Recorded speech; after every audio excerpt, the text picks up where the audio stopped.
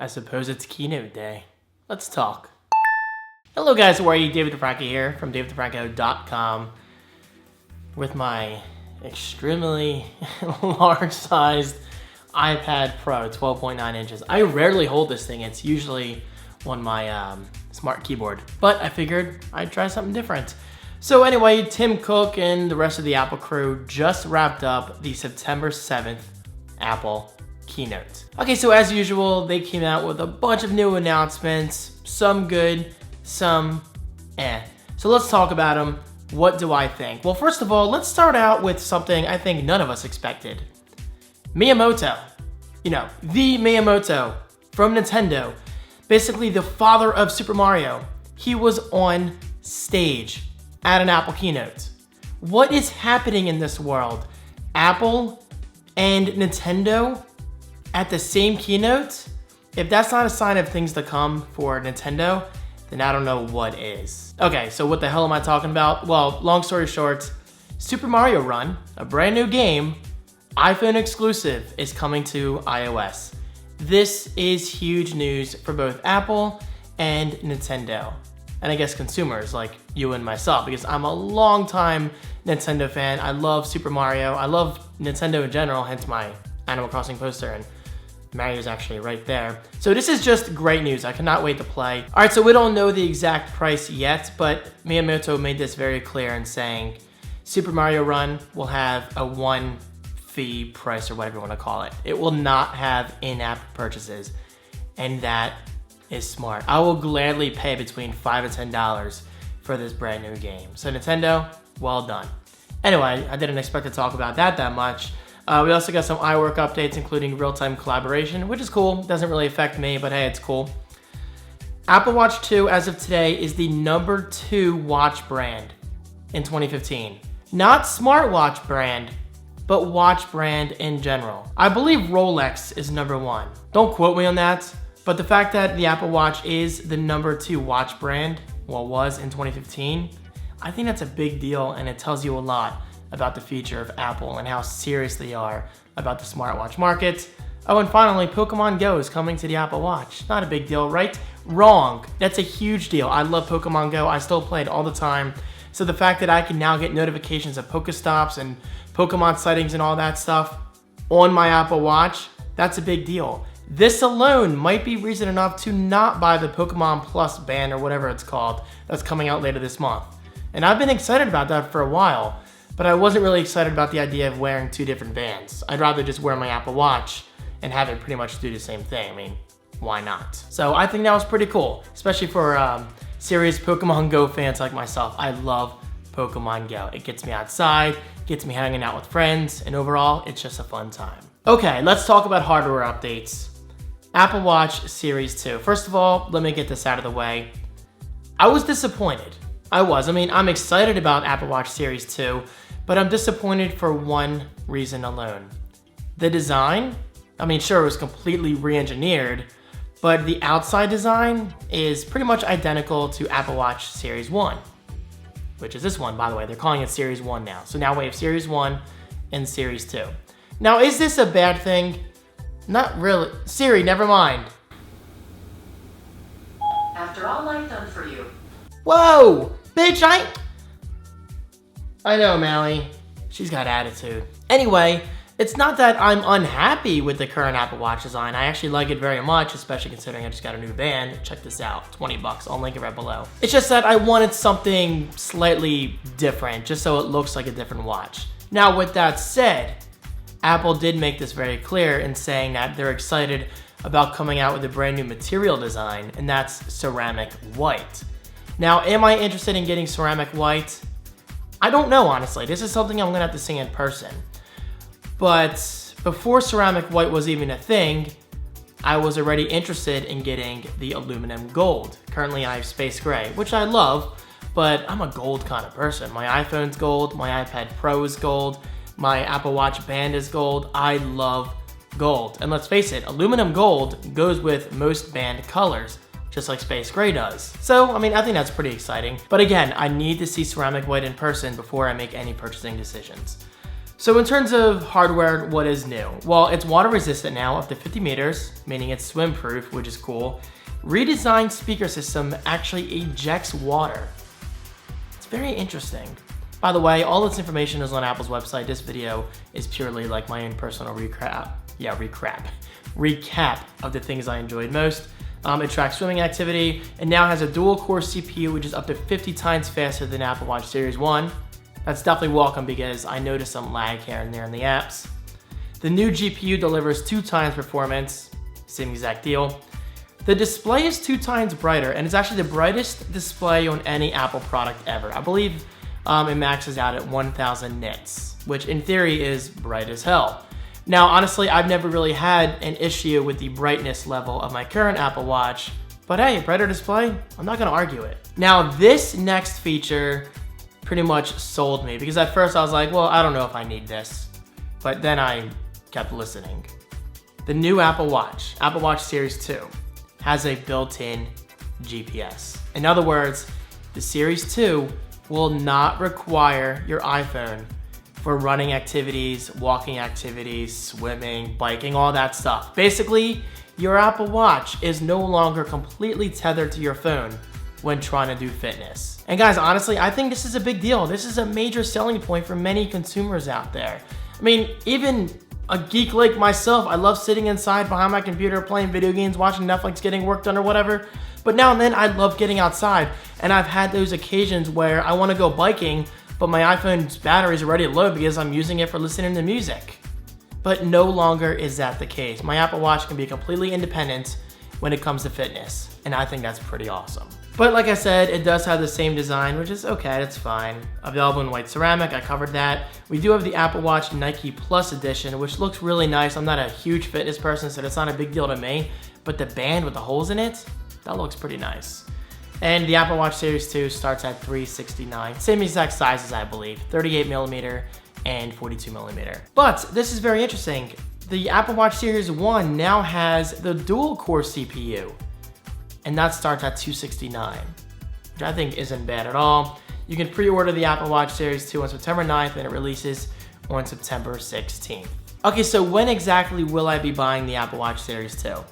Eventually, sometime before 2017, because I want to apply it as a business expense, as well as my MacBook Pro, which hopefully will see a refresh next month. I don't see why not. And the Canon 80D. As a business owner, you have to spend a certain amount of money every year to help with your taxes. So those are my next 3 big purchases. Again, Apple Watch, MacBook Pro, Canon 80D. I have a few months to go, so I'm in no rush. And plus, I have some huge life-changing decisions coming up, so I can't exactly afford to drop hundreds and thousands of dollars or whatever on an Apple Watch and a MacBook Pro and a Canon 80D. So all those purchases won't happen till at least November. Which sucks, but hey, you gotta put your priorities in order. So let's talk about the iPhone 7. First of all, let me say this before I get started.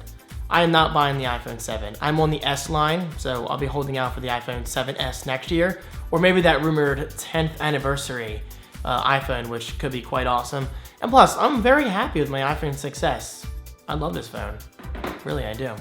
Battery life could be better here and there, but I don't really have any major complaints. So anyway, for those getting the iPhone 7, pay attention because a lot has happened.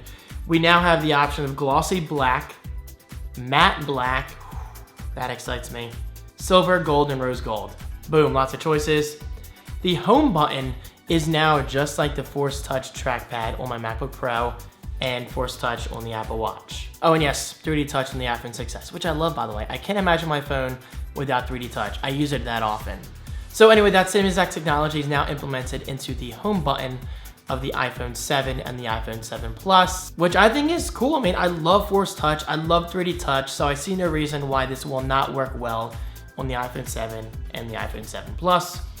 The iPhone 7 and 7 Plus are both water and dust resistant. Not waterproof, but resistant. Hey, that's enough for now. And of course, we get an entirely new camera system. The iPhone 7 and 7 Plus both feature OIS, which stands for Optical Image Stabilization.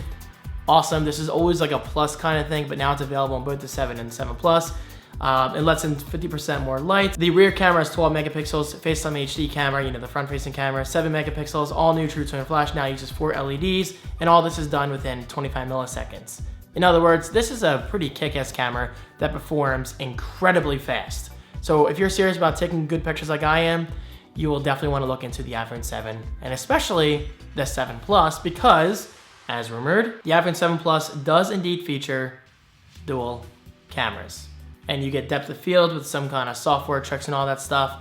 Again, apple.com. I'll talk about this more in future videos. This is just a quick recap. Long story short, the cameras look incredible. Apple continues to dominate in the photography department. It makes me so happy to say that because Apple takes photography seriously. They take video seriously.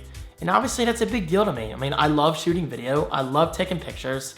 So awesome, Apple. Keep up the great work. Okay, so the Retina HD display is the same as before, that's fine. I mean, I'm always happy with Retina HD. Okay, so yes, some of these Android phones have a much higher resolution, which is awesome, but it's never really been a big bothersome of mine. But anyway, the display is now 25% brighter. It's always a good thing.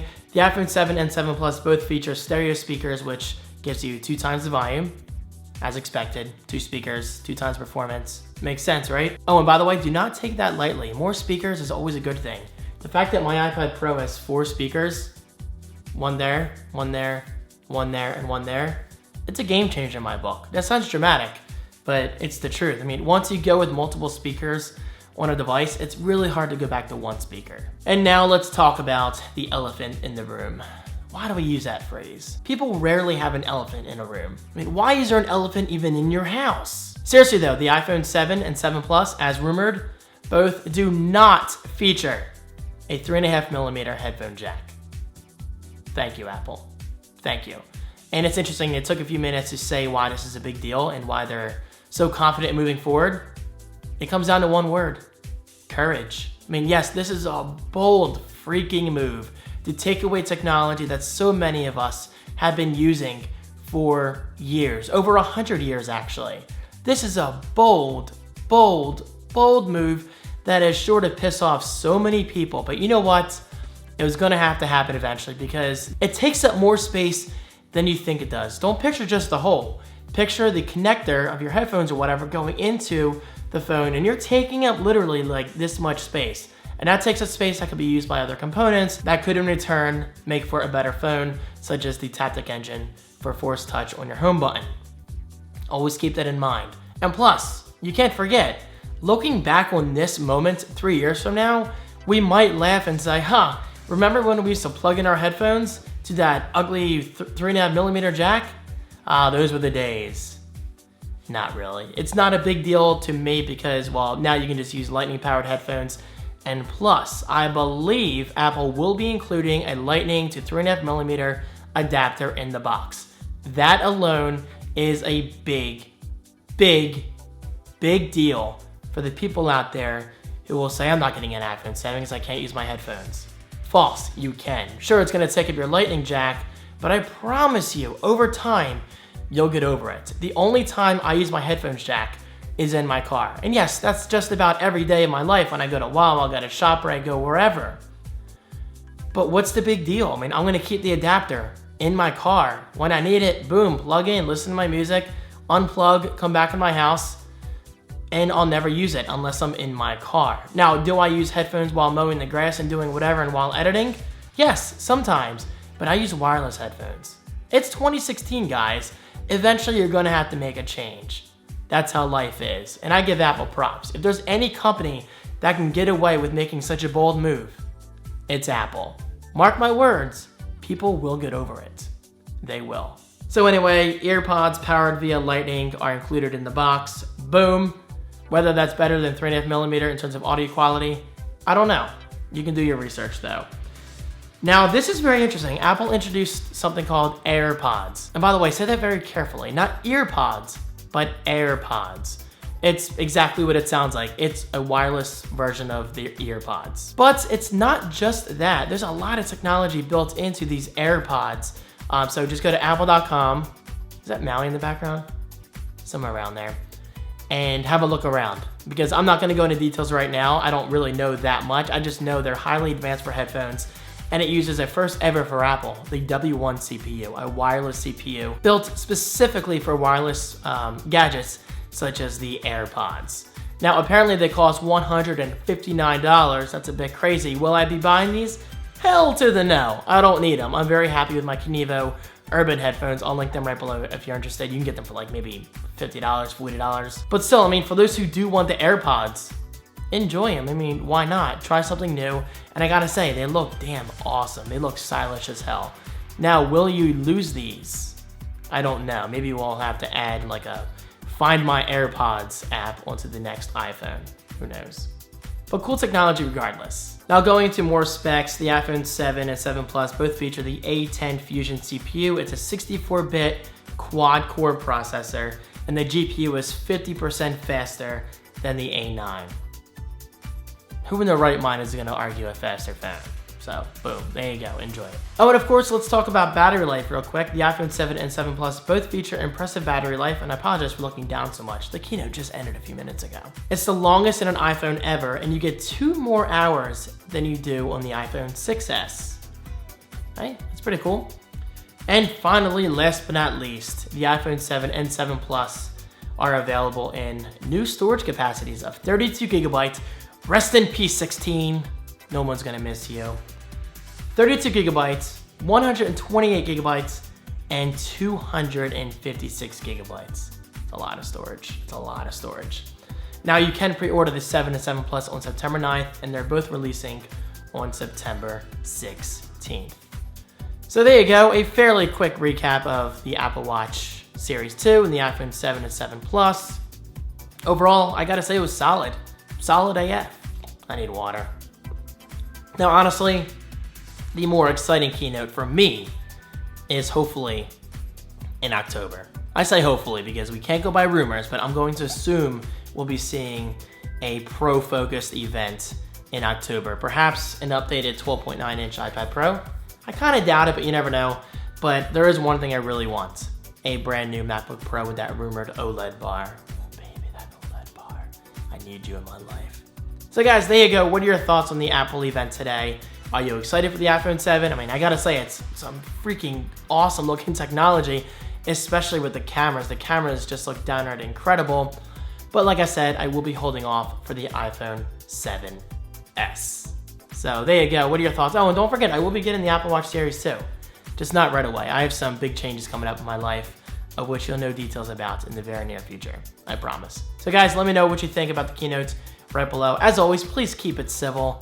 Fighting over this shit is so epically stupid. If you like Android, then good for you. If you prefer Apple, iOS in this case, then good for you. And if you prefer Windows or your freaking Palm Pilot, good for you. And guys, I do mean that seriously. I'm not being sarcastic. I own a few Android phones. I own a bunch of iPhones. So there's no need for fighting. It's just stupid and it's a waste of energy. So please, keep it civil, that's all I ask. Guys, thank you so much for watching. I look forward to reading your comments, and I'll talk to you soon. Peace.